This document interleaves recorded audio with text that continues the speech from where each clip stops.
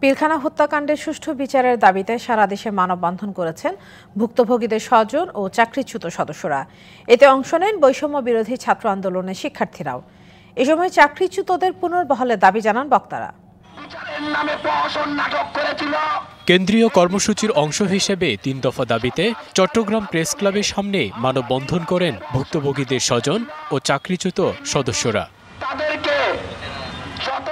এ সময় পিলখানা হত্যাকাণ্ডের সুষ্ঠু বিচার ও চাকরিচ্যুতদের পুনর্বহালের দাবি জানান তারা।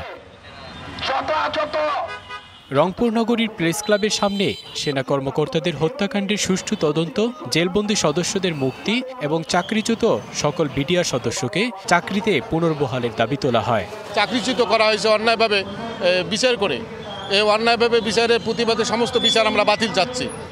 হত্যার পেছনে দায়ীদের চিহ্নিত করে দৃষ্টান্তমূলক শাস্তি নিশ্চিতের দাবিও জানানো হয়। তারা নির্দোষ ছিল, তাদের উপর দোষ চাপায় দিয়ে তাদেরকে তাদের সুবিধা থেকে বঞ্চিত করা হচ্ছে। আজকে আমরা এখানে সমবেত হয়েছি আমার বাবার মুক্তির জন্য।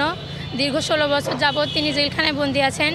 খুলনা বিডিআর কল্যাণ পরিষদের আয়োজনে জেলা প্রশাসকের কার্যালয়ের সামনে মানববন্ধন করেছেন চাকরিচ্যুত সদস্য ও স্বজনরা।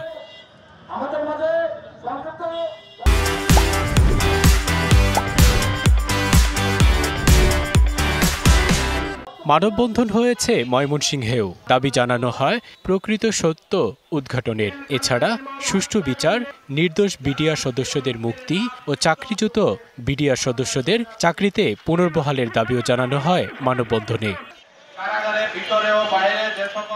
57 সেনা কর্মকর্তা সহ 74 জনের হত্যার বিচারে 3 দফা দাবিতে পাবনা, সিরাজগঞ্জ, গাইবান্ধা, মাদারীপুর, পঞ্চগড়, চুয়াডাঙ্গা, যশোর, নেত্রকোনা, চাঁপাইনবাবগঞ্জ, পটুয়াখালী, জয়পুরহাট, ঝালকাঠি, শরীয়তপুর ও নাটোর সহ সারা দেশে মানববন্ধন করেছে জেলা বিডিআর কল্যাণ পরিষদ।